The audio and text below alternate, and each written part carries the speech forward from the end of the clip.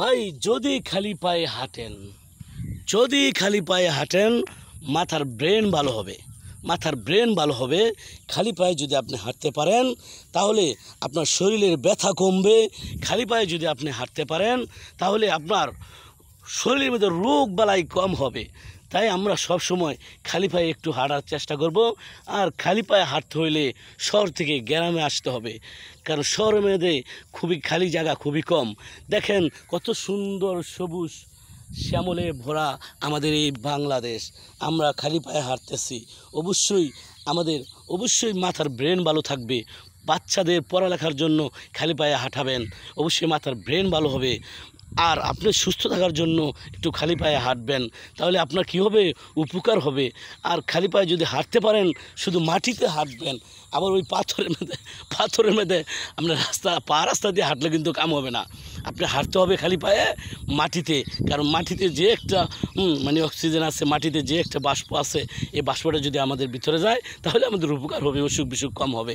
দেখেন ভাই, আল্লাহ তাআলা আমাদের উপকারের জন্য এই ঘাস দিছে।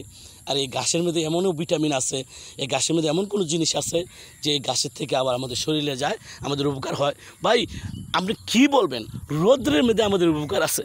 রৌদ্র যদি ওঠে, যদি রৌদ্র আমাদের গায়ে লাগে, তাও আমাদের উপকার। আমাদের শরীর স্বাস্থ্য ভালো থাকবে, আমাদের রোগবালাই কম হবে, আমাদের এনার্জি হবে। ভাই অবশ্যই প্রত্যেকটা আল্লাহর হুকুম মানতে হবে। আল্লাহর হুকুমের মধ্যে আছে শান্তি, নবীজির সুন্নতের মধ্যে আছে শান্তি। আর সব অশান্তির আগুনে জ্বলা পুড়া সারকার হয়ে যাবেন। বাড়ি গাড়ি করলেন, মরার পরে থাইকা যাইব। মানুষের সাথে সম্পর্ক করলেন, মরার পরে সব থাইকা যাইব। খালি হাতে যাইতে হবে। ভাই শান্তি সব জায়গায় যদি পেতে চান, আল্লাহর হুকুম মেনে যান, নবীজির সুন্নত মেনে যান, তাহলে সব জায়গায় শান্তি পাবেন। এই দুনিয়া তো আপনি শান্তি পাবেন, আবার আখেরাতেও শান্তি পাবেন।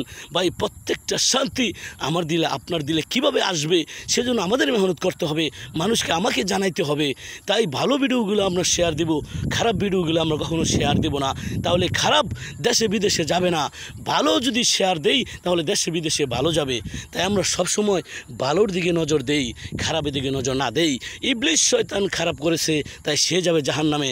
তার সাথে যদি কেউ জাহান্নামে যেতে চান তাহলে খারাপ ভিডিও বেশি বেশি দেখবেন, তাহলে ইবলিস শয়তানের সাথে জাহান্নামে যেতে পারবেন।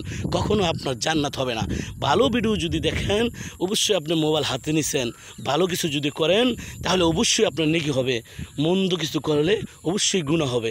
তাই আমরা মন্দ থেকে দূরে থাকব, ভালো কিছু করব, ইমান আমল শক্ত করব, কবরে জবাব দিতে পারবো।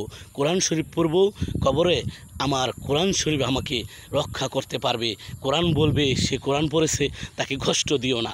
নামাজ পড়ব, নামাজ বলবে সে নামাজ পড়েছে, তাকে কষ্ট দিও না।